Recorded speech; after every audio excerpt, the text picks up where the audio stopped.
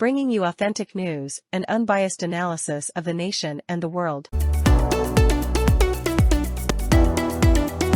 नमस्कार, यहाँ दिखाते हैं आपको कल कैपिटल टीवी के डॉक्टर मनीष कुमार ने बीजेपी के एक इंटरनल रिपोर्ट दिखाया था।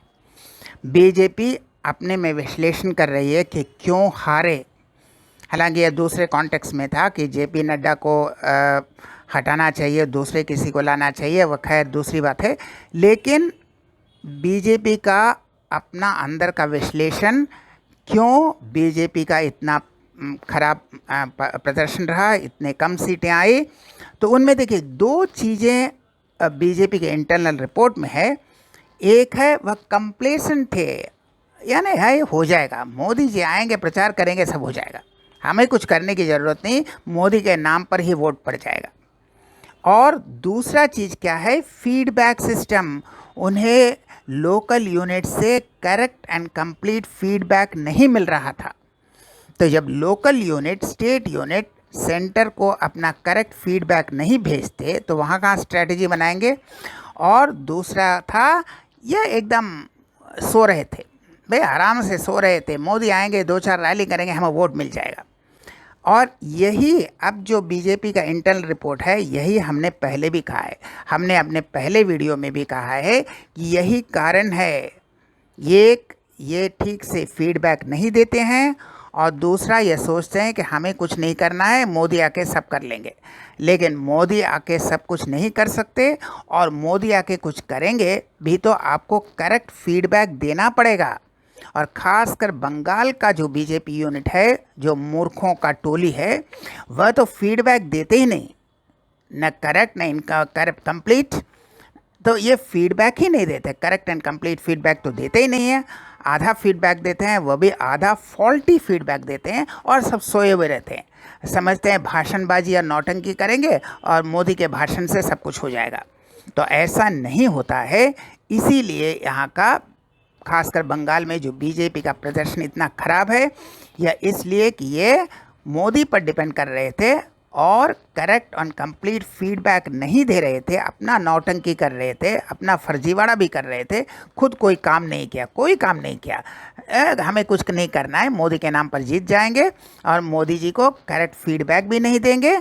तो इनका हारने का कारण यही है।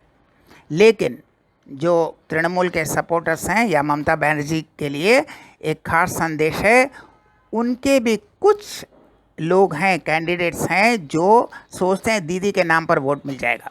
कुछ करते नहीं हैं, सब नहीं, कुछ हैं जो सोचते हैं भी दीदी के नाम पर हमें वोट मिल जाएगा, हमें कुछ नहीं करना है।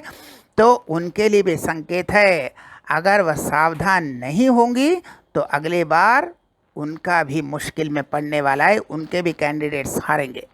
क्योंकि उनके भी कुछ कैंडिडेट हैं, तृणमूल के भी कुछ कैंडिडेट हैं, सोचते हैं कि भाई हमें कुछ नहीं करना है, दीदी के नाम पर वोट मिल जाएगा। ऐसा नहीं होता है। हर कैंडिडेट को अपनी तरफ से मेहनत करना होता है, लोगों के साथ जनसंपर्क करना होता है, कुछ काम करना होता है। तृणमूल भी हैं, बीजेपी में भी हैं। चुनाव आया तो पोस्टर लग गया, उसके बाद वह एकदम पंचतत्व में विलीन हो गए। वह आकाश में है या पाताल में, समझ में नहीं आता उनका कहाँ है, कुछ नहीं जानता। और फिर 5 साल बाद फिर जब वोट आता है, फिर वह अवतरित होते हैं, उनका अवतार एकदम आकाश से उतरता है, फिर पोस्टर लग जाता है। पोस्टर को देखकर ही लोग जानते हैं, उनको कभी देखा नहीं है। तो इस तरह के लोग दोनों में हैं, बीजेपी में भी हैं और तृणमूल भी हैं। अगर ये अपने आप को नहीं सुधारेंगे तो दोनों के लिए अगली बार ज़रा मुश्किल का सामना करना पड़ेगा, हार का सामना करना पड़ेगा। कोई तो इस बार जीत गया, लेकिन इस तरह नहीं चलता है। लोगों को जानना चाहिए कि जितना भी मोदी और दीदी कहें, दीदी के नाम और मोदी के नाम नहीं होता है। आपको भी, कैंडिडेट्स को भी कुछ करना पड़ता है, मेहनत करना पड़ता है, जनसंपर्क करना पड़ता है। तो जो 2 वजह बीजेपी के इंटरनल रिपोर्ट में है, वही तो हमने कहा था। खासकर बंगाल में यह क्यों इतना खराब प्रदर्शन होता है, या तृणमूल के भी जो जीतने वाले थे क्यों हारे, क्योंकि वही सोचते हैं दीदी के नाम पर वोट मिल जाएगा, और ये सोचते हैं मोदी के नाम पर वोट मिल जाएगा। हाँ, ना मोदी के नाम पर वोट मिलेगा, ना दीदी के नाम पर वोट मिलेगा। कैंडिडेट्स को मेहनत करना पड़ेगा, वरना कुछ नहीं मिलेगा। तो हम फिर मिलेंगे ऐसा और वीडियो के साथ। तब तक के लिए नमस्कार।